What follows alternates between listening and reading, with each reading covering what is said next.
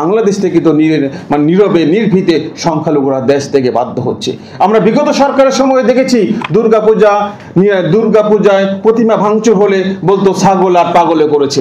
এখন আর ছাগল পাগল করে না, এখন ডিজিটাল পদ্ধতিতে সংখ্যালঘু নির্যাতন হচ্ছে। অর্থাৎ প্রশাসনের পক্ষ থেকে বলা হচ্ছে গাজীপুরে যে বাতাসে প্রতিমা ভাঙচুর করা হচ্ছে। কি সমস্ত অফিসারদেরকে দিয়ে এই দেশে প্রশাসন চলছে, কিভাবে এই দেশের সংখ্যালঘু নির্যাতন বন্ধ হবে? আমি মনে করি এখনো পর্যন্ত সেই প্রশাসনের যে কর্মকর্তা বলেছে যে বাতাসে প্রতিমা ভাঙচুর হচ্ছে, তাকে এখনো পর্যন্ত সেইখানে মানে বসিয়ে রাখা হয়েছে। এই যদি হয় বাংলাদেশের প্রশাসন, আমি মনে করি বাংলাদেশের প্রশাসন নিরপেক্ষ নয়, বাংলাদেশের প্রশাসন সম্পূর্ণ সাম্প্রদায়িক। এই সাম্প্রদায়িক প্রশাসন দিয়ে, সাম্প্রদায়িক সরকার দিয়ে এদেশে সংখ্যালঘু নির্যাতন বন্ধ হবে না।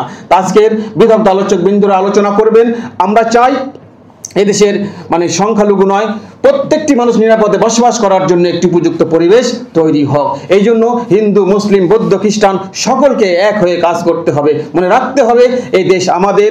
এই দেশে মন্দিরের পাশে মসজিদের পাশে মাথা উঁচু করে দাঁড়িয়ে আছে মন্দির, প্যাগোডা, গির্জা, মন্দিরের ধ্বনি, আজানের শব্দ একসাথে মিশে একটি সমুদূর কণ্ঠ তৈরি হয় বাংলাদেশে।